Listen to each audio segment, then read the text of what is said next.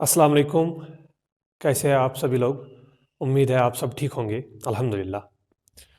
तो आज हमारा दूसरा लेक्चर शुरू होने जा रहा है ऑर्गेनिक केमिस्ट्री के नाम से। जो हमने पहले लेक्चर तो बेसिक उसमें देखे थे हमने, और आज जो उसी सीरीज़ का हम दूसरा लेक्चर स्टार्ट करने जा रहे हैं। तो फिलहाल पिछले लेक्चर को अगर हम थोड़ा सा रिकैप करेंगे, उसमें हमने पढ़ा था कुछ डेफिनेशन ऑर्गेनिक केमिस्ट्री की, और थोड़ी सी कार्बन के बारे में डिटेल, और कंपाउंड्स वगैरह क्या बने थे, और डेरिवेटिव्स क्या थे। आज हम इसी ऑर्गेनिक केमिस्ट्री का दूसरा लेक्चर स्टार्ट करने जा रहे हैं, जिसमें हम पढ़ेंगे कैरेक्टरिस्टिक्स ऑफ ऑर्गेनिक कंपाउंड्स। बेटा सिंपल ये कैरेक्टरिस्टिक्स क्या होती हैं, हम ज़्यादा डिटेल में नहीं जाएंगे, थोड़ा सा बेसिक्स की ओर जाएंगे। ठीक है, तो अगर हम पहले देखेंगे, मैंने बोला था ऑर्गेनिक कंपाउंड, ऑर्गेनिक कंपाउंड। तो बेटा हमने बोला था कि ये जो ऑर्गेनिक कंपाउंड है, इनके जो मॉलिक्यूल्स होते हैं, वो इनमें ये जो ऑर्गेनिक कंपाउंड्स होते हैं, ये मेनली बने होते हैं कार्बन एंड हाइड्रोजन। तो अगर हम इसको डिफाइन करेंगे, compound whose molecules are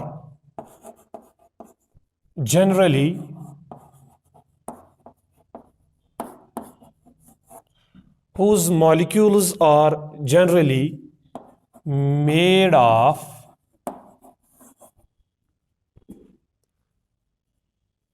carbon and hydrogen. Mainly simple definition बेटा ऑर्गेनिक कंपाउंड की। और बेटा अगर हम देखेंगे कि ये कंपाउंड होते हैं जिनके मॉलिक्यूल बने होते हैं कार्बन एंड हाइड्रोजन के, ठीक है, मगर इनको हम ऐसा भी नाम बोल सकते हैं, are they may be called as hydrocarbons. Simply बेटा hydrocarbons.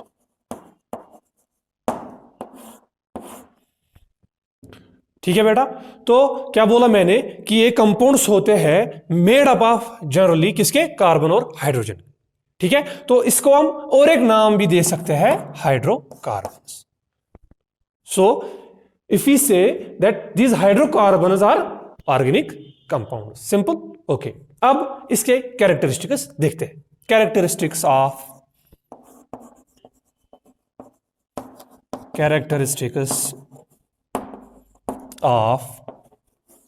Organic compounds.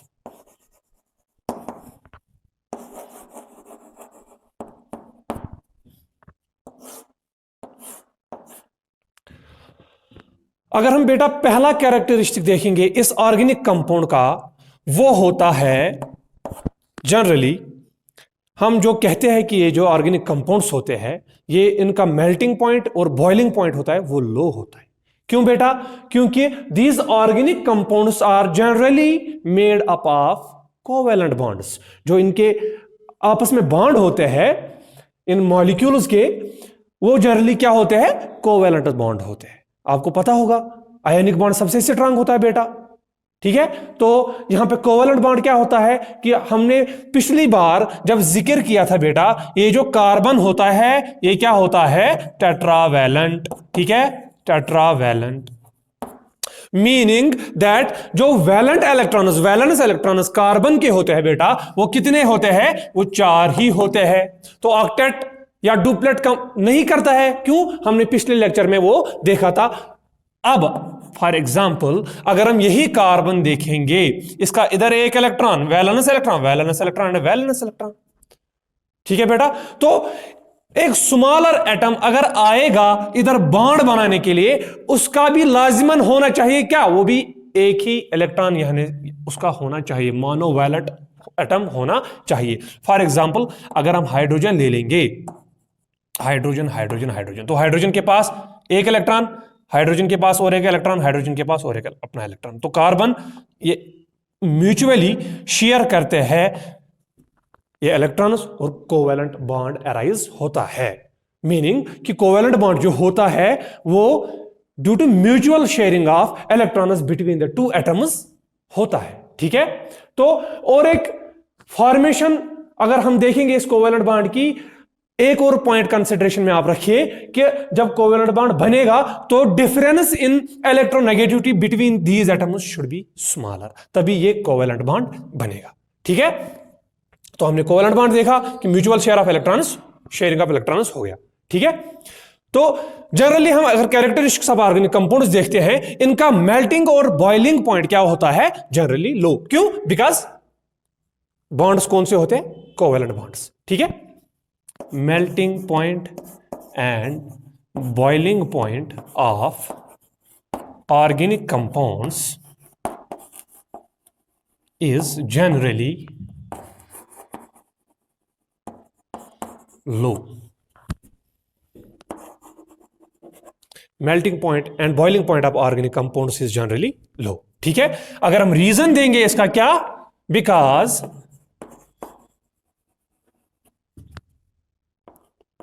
Because of presence of covalent bonds.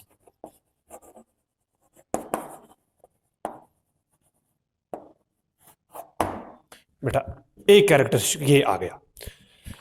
अगर हम दूसरा देखेंगे, अब दूसरा कैरेक्टरिस्टिक,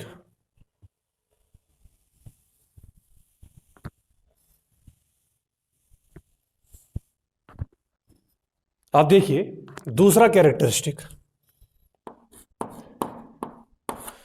ये जो ऑर्गेनिक कंपाउंड्स होते हैं ये डिसॉल्व होते हैं इन नॉन पोलर सॉल्वेंट्स। ठीक है, मीनिंग कि अगर हम देखेंगे इसको समझने के लिए, इस पॉइंट को पहले हम लिखेंगे these generally dissolve, get dissolved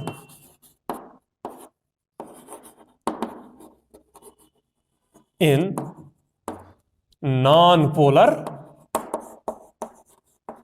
solvents। ठीक है, अगर हम नॉन पोलर सॉल्वेंट की एग्जाम्पल देखेंगे बेटा, वो आएगा फॉर एग्जाम्पल अल्कोहल। ठीक है, वो आएगा ईथर, वो आएगा CCl4 एटसेट्रा।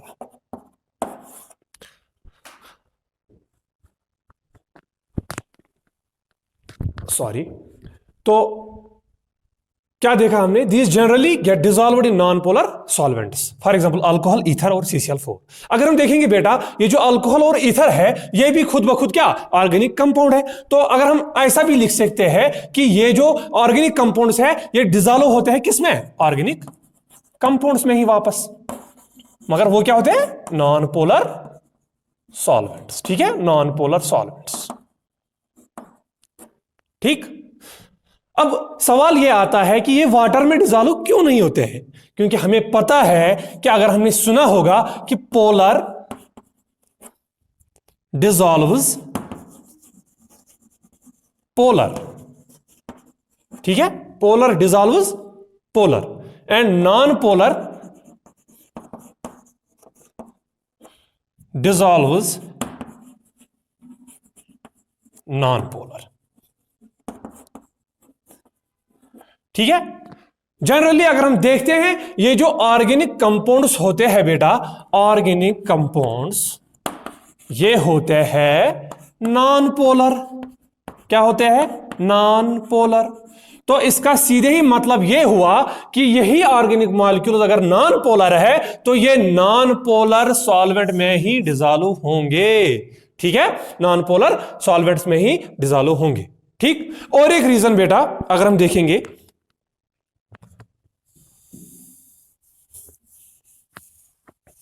आप देखिए जरा इधर, अगर हम वाटर की एग्जांपल लेंगे H2O। ठीक, H2O। ठीक, आपको ये पता होगा कि वाटर ये जो है ये है एक पोलर मॉलिक्यूल, क्योंकि बेटा ऑक्सीजन की इलेक्ट्रोनेगेटिव बहुत ज्यादा है तो ये खींचेगा अपने इनके इलेक्ट्रॉन्स को अपनी ओर, तो पोलैरिटी आई कि नहीं?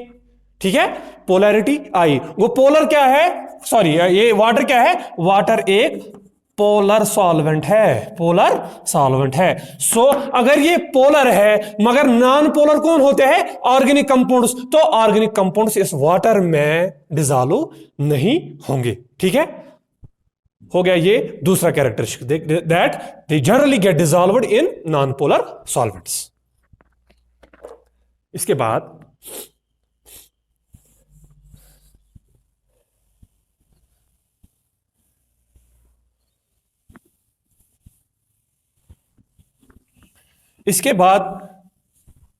सिंपल एक और कैरेक्टरिस्टिक है बेटा, तीसरा कैरेक्टरिस्टिक, दैट ये जो ऑर्गेनिक कंपाउंड्स होते हैं ये लेस रिएक्टिव होता है और least reactive. Organic compounds are generally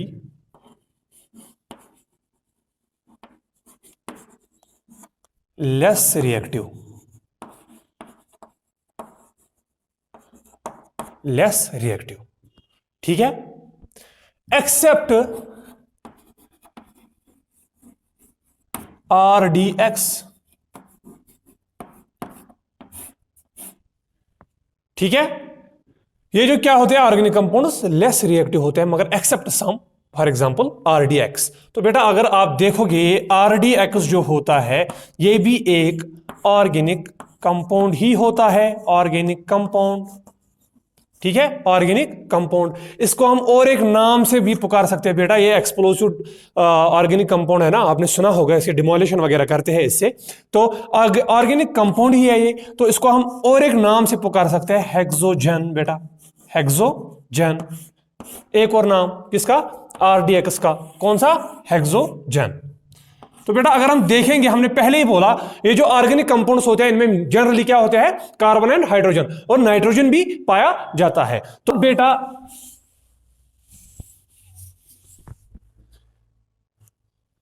एक और टॉपिक अगर हम लेंगे कि general representation of organic compounds, और हम ऐसे लिख सकते हैं कि स्ट्रक्चरल रिप्रेजेंटेशन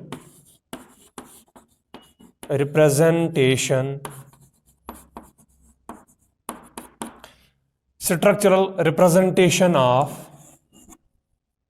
ऑर्गेनिक कंपाउंड्स। ठीक है बेटा, तो अगर आप एनसीईआरटी देखोगे, एनसीईआरटी में उधर सीधे ही लिखा है कि complete structural formula.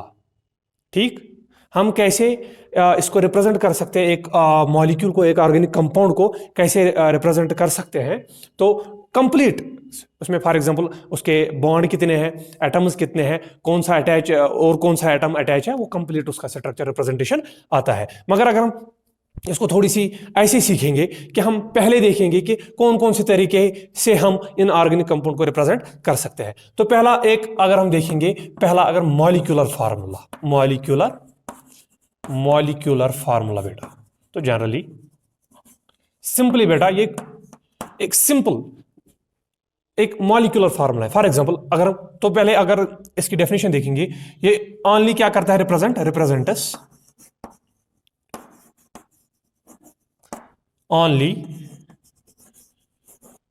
number and type of atoms। ठीक है बेटा, only number and type of atoms, क्या मॉलिक्यूलर फार्मूला से हम देखते हैं बेटा। इसका कोई रिलेशन नहीं होता है कि कनेक्टिविटी से, कि कौन सा एटम किससे जुड़ा होता है, not related with bonding or connectivity।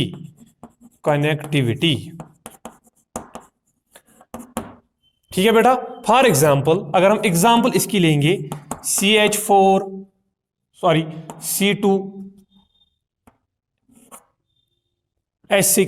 ठीक है, तो इसके बाद C2H6 और कोई भी जितना आप लोगे C3H8,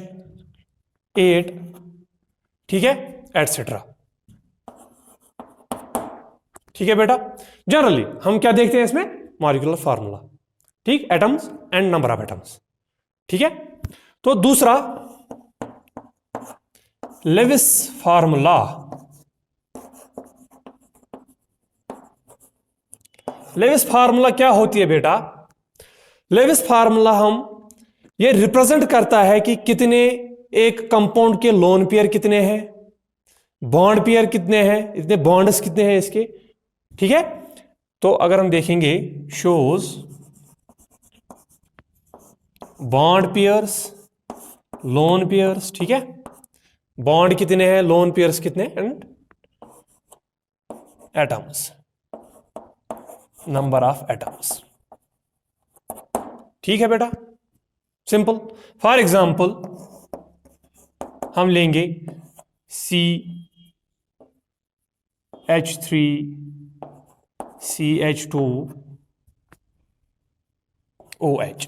ठीक है, ये जनरल एक ऑर्गेनिक कंपाउंड लिया हमने, बट लेविस स्ट्रक्चर में इसको कैसे रिप्रेजेंट कर सकते हैं, वो कुछ यूं है बेटा, H H H। बेटा ये 3 H थे, अटैच किससे, कार्बन से। इसके बाद ये कार्बन एक और कार्बन से अटैच है, इसके अपने 2 हाइड्रोजन्स। ठीक है बेटा, और इसके बाद ये हेटेरो एटम है OH। ठीक है, ऐसे भी लिख सकते हो या OH सीधे लिखो। ठीक है, OH। तो बेटा इसमें ये लोन पेयर होती है ना ऑक्सीजन की, ये भी रिप्रेजेंट करता है क्या, लेविस फार्मूला। बॉन्ड भी आया, लोन पेयर भी आया और नंबर ऑफ एटम्स भी आए, ये क्या है, लेविस फार्मूला। ठीक है, इसके बाद तीसरा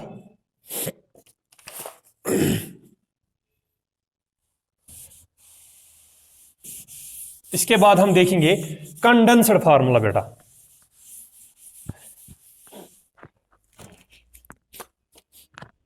देखिए तीसरा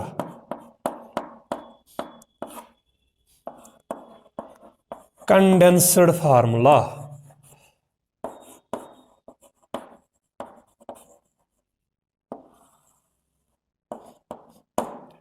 ये क्या होता है, कंडेंस्ड हम अगर देखेंगे सीधे ही, फॉर एग्जाम्पल उसमें हम लेविस स्ट्रक्चर में देखे हमने बॉन्ड्स, लोन पेयर्स। इसमें लोन पेयर्स और बॉन्ड पेयर्स वैसे नहीं होते हैं, बट इसमें एक और चीज है जो हमें उधर देखा था मॉलिक्यूलर फार्मूला में, कि वो नंबर एंड एटम्स तो दिखाता है मगर कनेक्टिविटी नहीं दिखाता है। फॉर एग्जाम्पल मैं एग्जाम्पल दूंगा, पहले हम लिखेंगे इसको, condensed formula shows number and type of atoms. ठीक है, बट और एक पॉइंट इसका, ठीक है, शोज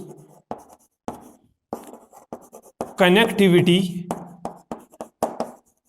ऑफ एटम्स आल्सो।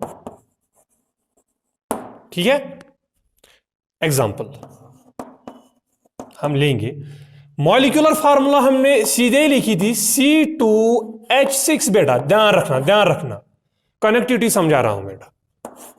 ठीक है, ठीक, C2H6, मगर इधर हम अगर लिखेंगे, इसमें सीधे लिखेंगे CH3 ठीक है, ठीक। तो फॉर एग्जाम्पल और एक एग्जाम्पल अगर हम लेंगे, इसमें हम देखो इसको हम ऐसे भी लिख सकते हैं बेटा, अगर हमें CH3 ठीक है बेटा। एक और एग्जांपल लिया हमने ऑर्गेनिक कंपाउंड की, क्या मतलब इसका कि ये जो 3 H है यहां पे, ये कार्बन से जुड़े हैं, ये जो 2 H है इसकी कनेक्टिविटी किसके साथ है, कार्बन के साथ। ये 3 H की कनेक्टिविटी किसके साथ है, इस कार्बन के साथ। तो बेटा कंडेंस्ड फार्मूला सीधे क्या, इसमें कनेक्टिविटी ऑफ एटम्स भी देखते हैं हम। ठीक है, इसके बाद फोर्थ पार्शियली कंडेंस्ड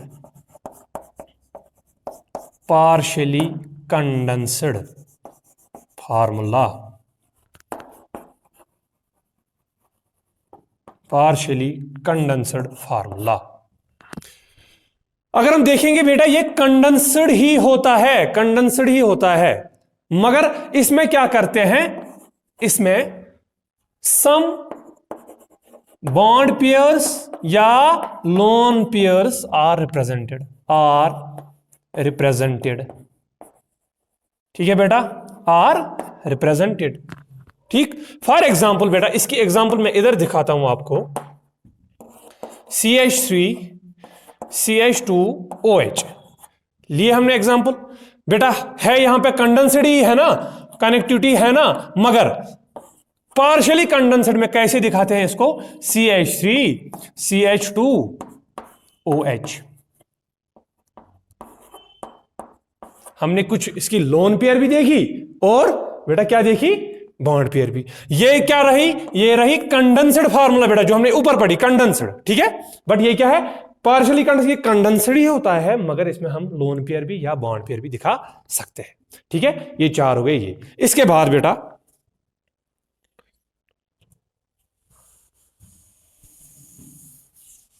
इसके बाद फिफ्थ हम देखेंगे bond line structure. Bond line structure ये बेटा इंपॉर्टेंट है उनसे ज्यादा। ठीक है, बॉन्ड लाइन स्ट्रक्चर इसमें हम क्या देखते हैं, only carbon carbon linkage is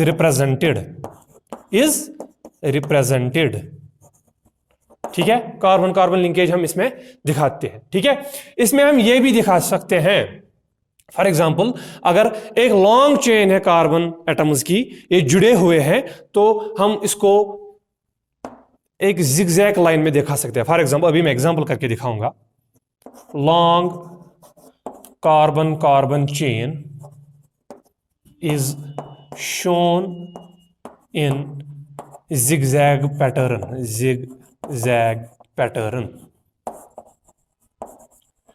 ठीक है बेटा, zigzag pattern.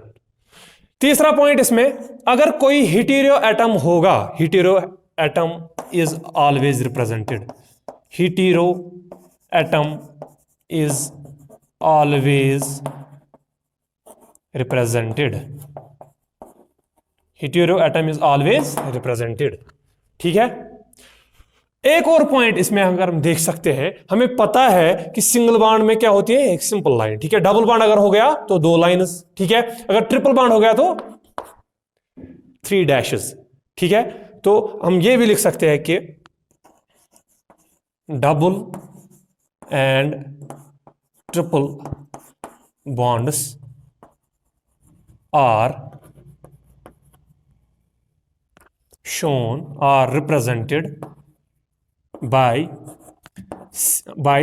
double dash and triple dash respectively, double dash and triple respectively। ठीक है बेटा, ये आ गया इसमें। मीनिंग क्या है, अब अगर थोड़ा सा सीखेंगे हम उसको, only carbon carbon linkage is represented. For example देखिए बेटा, यहां पे हमने कोई ऑर्गेनिक कंपाउंड लिया बेटा। फॉर एग्जाम्पल हमने लिया CH3 CH2 CH3 बेटा। ठीक है, एक ऑर्गेनिक कंपाउंड लिया हमने, मगर अगर हम देखेंगे, अगर हम इसे थोड़ा सा और खींचेंगे, CH2 CH3, ठीक है, जितना आप हो सके खींच सकते हैं, जितना आप बड़ा कंपाउंड ले सकते हैं तो ले सकते हैं बेटा। ठीक, हमने क्या बोला यहां पे, only carbon carbon linkage is represent. For example हम यहां पे कार्बन को एक डॉट से दिखाते हैं बेटा। ठीक है, और कार्बन, दूसरा कार्बन ये 1 2 3 4। ठीक है, दूसरा कार्बन, अब आ गया बेटा क्या, तीसरा कार्बन, अब आ गया चौथा कार्बन। ठीक है, 1 2 3 और 4, ये डॉट्स रिप्रेजेंट करते हैं बेटा क्या, कार्बन। क्या बेटा, कार्बन। अब आपको कंफ्यूजन होगा, सर आपने हाइड्रोजन्स कहां रखे, मगर बेटा इसमें हाइड्रोजन्स हम दिखाते नहीं है, वो अपने ही इमेजिनेशन में होने चाहिए कि हाँ इसमें हाइड्रोजन प्रेजेंट होते हैं, क्योंकि इसकी वैलेंसी कितनी आएगी, यहाँ पे 3 हाइड्रोजन, तो इधर आएंगे, इधर कितने आएंगे 2, इधर 2 और इधर 3। इमेजिनेशन में हाइड्रोजन्स इसको काउंट करने होते हैं, मगर अगर जनरल रिप्रेजेंटेशन देखेंगे इस हिसाब के बॉन्ड लाइन स्ट्रक्चर के हिसाब से तो ऐसे आएगा। ठीक है बेटा, अब दूसरे पे चलते हैं। हमने दिखाया कि कार्बन कार्बन लिंकेज ही हमने दिखाई, और अगर लॉन्ग कार्बन कार्बन चेन होगी तो उसको इस तरह से जिगजैग लाइन में दिखा सकते हैं बेटा। अगर एक और कार्बन होता तो ऐसे आता ना वो, अगर एक और बड़ा, इससे बड़ा ऑर्गेनिक कंपाउंड होता, 6 कार्बन होते तो ऐसे आता ना, या ऐसे। जितनी कार्बन कार्बन चेन बेटा होगी उतना आप जिगजैग लाइन में, जिगजैग पैटर्न में उसको दिखा सकते हो। उसके बाद बेटा और एक एग्जांपल हमने, hetero atom is always represented, hetero atom is always represented. For example बेटा, इस एग्जांपल को समझने की जरूरत है। हमने लिया, देखिए अगर हम लेंगे CH3 बेटा, ठीक, CH2OH, एक अल्कोहल बेटा ऑर्गेनिक कंपाउंड लिया हमने। अगर हमको बाय बॉन्ड लाइन स्ट्रक्चर इसको रिप्रेजेंट करना होगा, बाय बॉन्ड लाइन स्ट्रक्चर, तो कैसे कर सकते हैं, एक कार्बन पहला, दूसरा आ गया ये, ठीक है, ठीक। अगर हम थोड़ा सा इससे बड़ा कर सकते हैं, CH3 CH2 CH2OH, क्लियर, ठीक है बेटा, तो इधर आएगा CH2, ठीक, आगे ये 3 कार्बन, तो मगर ये बेटा ये OH जरूरी दिखाना है, ये OH जरूरी दिखाना है, क्यों, क्योंकि ये बेटा हेटेरो एटम है। हमने पहले ही बोला कि हेटेरो ग्रुप और एटम जो होगा वो क्या होता है, हेटेरो एटम और ग्रुप इज ऑलवेज रिप्रेजेंटेड। अब आ गया क्वेश्चन, क्या क्वेश्चन, आप बोलोगे सर अभी तो आपने बोला कि हाइड्रोजन नहीं लिखते हैं, तो इधर क्यों लिखा हाइड्रोजन, मगर बेटा जो हेटेरो एटम है, हेटेरो ग्रुप होता है, उसका हाइड्रोजन जरूरी ही उसके साथ लिखना है अगर हाइड्रोजन आए तो। ठीक है, समझ आई, तो हो गया bond link, bond line structure, ठीक। इसके बाद अगर देखेंगे एग्जांपल, इसी की थोड़ी सी एग्जैजरेट करेंगे हम, इसी बॉन्ड लाइन स्ट्रक्चर को देखिए, CH3 CH2 CH2 COOH, ठीक है बेटा, हेटेरो ग्रुप आ गया, हेटेरो एटम आ गया, तो इसको कैसे पैटर्न कर सकते हो, जिगजैग पैटर्न पहले ही, ठीक है, एक कार्बन ये हो गया 2 3 4, ठीक, 1 2 3 और 4, ठीक। अब आ गया OOH, तो इधर बेटा ये हाइड्रोजन जरूरी ही लिखना है, क्यों बेटा, ये इस ग्रुप को रिप्रेजेंट करता है, ये इसका इनबिल्ट हाइड्रोजन नहीं है, ठीक है, ये जरूरी दिखाना होता है, ठीक। अगर हम और एक एग्जांपल बेटा देखेंगे, आप देख सकते हैं, देखिए बेटा, CH3 CH2 CH3 बेटा, इधर OH लगा हुआ है, हेटेरो एटम है, तो इसको हम ऐसे दिखा सकते हैं ना, एक कार्बन ऐसे, 2 कार्बन ऐसे, 3 कार्बन ऐसे, इधर लगा OH या इधर लगा, एक ही बात है बेटा, ठीक है, OH, H इधर भी आया क्योंकि हेटेरो एटम, हेटेरो ग्रुप है, इसको रिप्रेजेंट करता है, ठीक। ये हो गया ये, तो आ गया हमारा क्या, बॉन्ड लाइन स्ट्रक्चर, ठीक। इसके बाद और एक एग्जांपल देखिए जरा, CH3 CH2 CH2 CHO बेटा, ठीक है, एनसीईआरटी की एक एग्जांपल है, तो आप देख सकते हैं इसको, देखिए अगर हम इसको देखेंगे ऐसे, CH3 CH2 CH2 CHO, तो एक कार्बन ऐसे, 2 3 4, ठीक है, ठीक, तो मगर इसका स्ट्रक्चर अल्डिहाइड ग्रुप है, CHO ग्रुप है, तो ऐसे आएगा, ठीक है, ये कार्बन कार्बन कार्बन कार्बन और ये वाला ग्रुप इस पे है। अगर अब क्वेश्चन आया, सर आपने तो ये हाइड्रोजन नहीं लिखा, मगर आपको पता होती है ना बेटा कि ये जो अल्डिहाइड ग्रुप होता है ये ऐसे होता है, ठीक। ये जो हाइड्रोजन होता है ये अपने कार्बन का होता है, और हम इस बॉन्ड लाइन स्ट्रक्चर में हाइड्रोजन को रिप्रेजेंट नहीं करते हैं, बल्कि जो हेटेरो एटम होगा, फंक्शनल ग्रुप जो होगा, उसको रिप्रेजेंट करते हैं। ठीक है बेटा, ये एग्जांपल और एक बॉन्ड लाइन स्ट्रक्चर को समझने के लिए, ठीक। इसके बाद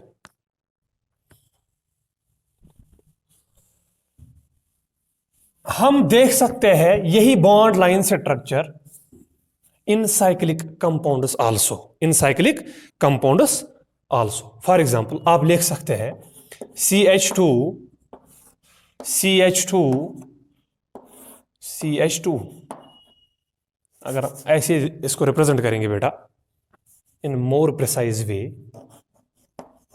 तो ऐसे, ठीक। एक साइक्लिक कंपाउंड है साइक्लोप्रोपेन, इसको हम ऐसे लिख सकते हैं बेटा, एक कार्बन इधर कोने पे, सिंपल, ठीक है बेटा। इसको हम साइक्लिक कंपाउंड को ऐसे लिख सकते हैं, तो तभी भी हम हाइड्रोजन को रिप्रेजेंट नहीं करते हैं। तो बेटा साइक्लिक कंपाउंड जितना भी आपको होगा, हाइड्रोजन मत लिखो, वो इमेजिन करो, और उसके बदले कॉर्नर्स पे कार्बन आएगा। तो बेटा आज का हमने जो लेक्चर देखा, हमने थोड़ा सा ब्रीफ करेंगे अब इस लेक्चर को। आज के हमने आज ऑर्गेनिक कंपाउंड देखा, ऑर्गेनिक कंपाउंड बेटा, ठीक। ऑर्गेनिक कंपाउंड के हमने कैरेक्टरिस्टिक्स देखे, ठीक है, कैरेक्टरिस्टिक्स, जिसमें हमने क्या देखे बेटा, कैरेक्टरिस्टिक्स पहला कौन सा था कि ये melting point and boiling point इनका देखा, वो क्या होता है बेटा, वो होता है लो, क्योंकि कोवेलेंट बॉन्ड प्रेजेंट होते हैं, कोवेलेंट बॉन्ड, ठीक है, कोवेलेंट बॉन्ड, ठीक। इसके बाद हमने कौन सा कैरेक्टरिस्टिक देखा बेटा कि ये जो होते हैं नॉन पोलर सॉल्वेंट में डिसॉल्व होते हैं, नॉन पोलर सॉल्वेंट में डिसॉल्व होते हैं। तीसरा ये होते हैं लीस्ट रिएक्टिव या लेस रिएक्टिव, ठीक है, एक्सेप्ट RDX, ठीक है, RDX, ठीक। उसके बाद हमने बेटा देखा structural representation of organic compounds. इसमें हमने क्या देखा बेटा, मॉलिक्यूलर फार्मूला, इस मॉलिक्यूलर फार्मूला में हमने क्या देखा बेटा, सिर्फ एक फार्मूला होती है कंपाउंड की, जनरली वो number and type of atoms को रिप्रेजेंट कर सकती है, और नथिंग देन दैट, कनेक्टिविटी उसमें नहीं आती है। दूसरा हमने क्या बेटा देखा, लेवाइस फार्मूला में क्या था बेटा, इसमें जनरली लोन पेयर और बॉन्ड पेयर सारे हम देख सकते हैं, ठीक है। और अगर हम दूसरा तीसरा कंडेंस्ड फार्मूला बेटा, कंडेंस्ड फार्मूला हमने इसमें क्या देखा कि जो कनेक्टिविटी देखा था जो मॉलिक्यूलर फार्मूला में नहीं थी। अब लास्ट में बेटा पार्शियली